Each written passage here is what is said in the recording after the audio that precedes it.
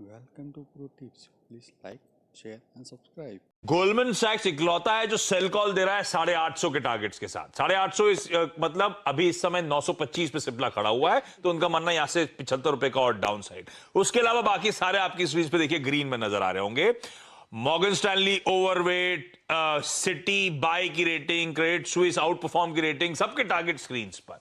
तो long term perspective से सिप्ला ये टारगेट्स है। महेश, आप कैसे प्लेस हो सिप्ला को लेकर?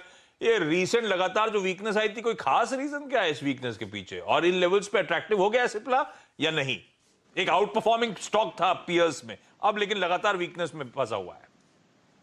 नहीं, absolutely Ashish ji, I think दो चीजें बहुत इंपॉर्टेंट है। इनका जो इनहेलर ड्रग है स्पेसिफिकली यूएस मार्केट्स के लिए जो एक पाइपलाइन में है, और जो यूरोपियन मार्केट्स के लिए भी लॉन्च हो सकता है, इसके लॉन्च टाइमलाइंस कब होते हैं, आई थिंक ये बहुत महत्वपूर्ण रहेगा। क्योंकि जो आई थिंक इनके आंकड़े आएंगे यूएस फिगर्स को लेके specifically, I think formulation sales, ये थोड़े आई थिंक साइडलाइंस यानी उतने ही रहेंगे लेवल पे अगले 2 से 3 तिमाहियों तक। तो आई थिंक नेक्स्ट ईयर तक का जो हम अर्निंग्स का एक्सपेक्टेशन लगा सकते हैं, आई थिंक वो थोड़ी म्यूटेड ही रह सकती है।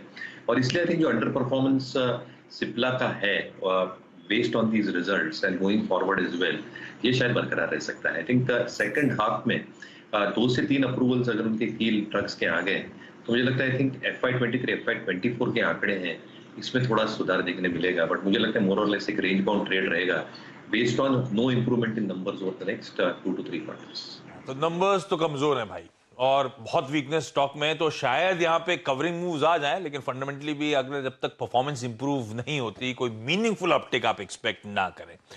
और अगर मैं सही हूं तो पिछले हफ्ते जब सचिन जुड़े थे, तो उन्होंने अलग से निफ्टी फार्मा की चर्चा करी थी और हाईलाइट करा था कि निफ्टी फार्मा में वीकनेस है।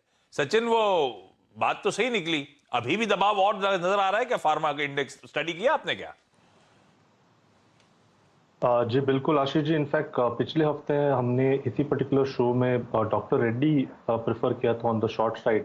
एंड जिस तरीके से यहाँ पर ब्रेकडाउन हुआ था निफ्टी फार्मा इंडेक्स पे लगभग 13,380 के लेवल के आसपास, वहां से जो एक एक वीकनिंग ट्रेंड एम्पलीफाई हुई है। मुझे लग रहा है जो एक हाल फिलहाल में बॉटम बना था 12,290-300 के आसपास का, मुझे लग रहा है वो पर्टिकुलर बॉटम वापस रिविजिट होना चाहिए। इनफैक्ट थोड़ी सी अगर और डेटा लंबा देखे तो मुझे लग रहा है 12,500 एक कमेंडेबल लेवल होगा, जहां पर मुझे लग रहा है ये पर्टिकुलर जो वीकनेस अभी तक परसिस्ट हो रही है वो कहीं जाकर डिसॉल्व हो जाए। बट फिलहाल तो जिस तरीके से ट्रेंड है, मुझे लग रहा है अगर यहाँ पर भी उछाल आता है तो बिकवाली करने के ही मौके ढूंढने चाहिए।